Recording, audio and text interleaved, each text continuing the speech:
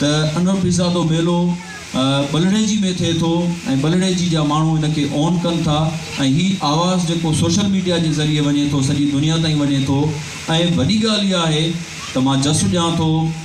हिते जेके महिमान आयल आहिनि उहे सभु यकीनन तव्हांजी इहा पर्सनल ज़ाती मोहबत आहे, प्यार आहे, जंहिंजे करे उहे वॾा वॾा माण्हू हिते आया आहिनि। ऐं यकीनन इहे ॿार सुभाणे वॾा थी चवंदा त असां मैडम महताब राशदी खे, डॉक्टर अदल सूमरे खे, डॉक्टर शेर मेहराणी खे ॾिठो हुयो, चंदर केसवाणी खे ॾिठो हुयो त उहे बलड़ेजी में आया हुआ, अनवर पीज़ा जे मेले में आया हुआ। त मां सम्झां थो इहा तमामु वॾी ॻाल्हि आहे, तमामु अहम ॻाल्हि आहे। मां ज़ैल साहब तव्हां खां सुवालु इहो पुछंदुसि ख़ासि तौर ते हिन किताब जे हवाले सां, ऐं हूअं मजमूई तौर ते बि तव्हां खां राय वठंदुसि त जेके बि असांजा ख़ासि तौर ते ॿाहिरि दोस्त वञनि था, जीअं डॉक्टर शेर बि ॻाल्हि कई, त उते जॾहिं उहे पढ़ी था अचनि, उन्हनि इदारनि जो जॾहिं उहे माहौल ॾिसी था अचनि, उते जेको एजुकेशन जो स्टैंडर्ड आहे या उते जेको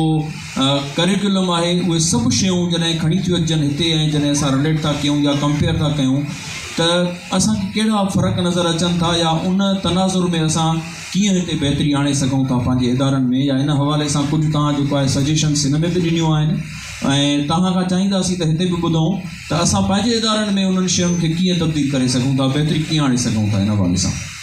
एजुकेशन जे हवाले सां ॾाढी किराए थींदी आहे त असां वटि तालीम जो मयार सुठो न आहे। इन ते त मां बाक़ाइदे हिकिड़ो लेक्चर बि ॾिनो आहे, हुन में काफ़ी मां शयूं चयूं आहिनि। मां ॿाहिरि ऑस्ट्रिया में इहा शइ ॾिठी त उतां जो जेको ॿारु हुयो उहो ॾाढो पुरएतमाद हुयो। असांजो नौजवान तव्हां ॾिसंदो उन में एतमाद जी खोट आहे। मां असां यूनिवर्सिटी में लेक्चर ॾींदा आहियूं त को सुवालु न आहे पुछंदो, त मां जॾहिं इन खे गौर कयो त मां ॾिठो इहो त असां वटि प्राइमरी जमायत खां वठी ॿार में जेका तख़लीक़ी सलाहियत थींदी आहे, जेको उनजो हिकिड़ो ज़हीन ऐं हिकिड़ो खोजना वारो उनजो बुनियादी तौर ते उनसर उन में मौजूदु हूंदो आहे, उनखे असां बुनियादी लेवल ते ई ख़तमु करे छॾींदा आहियूं।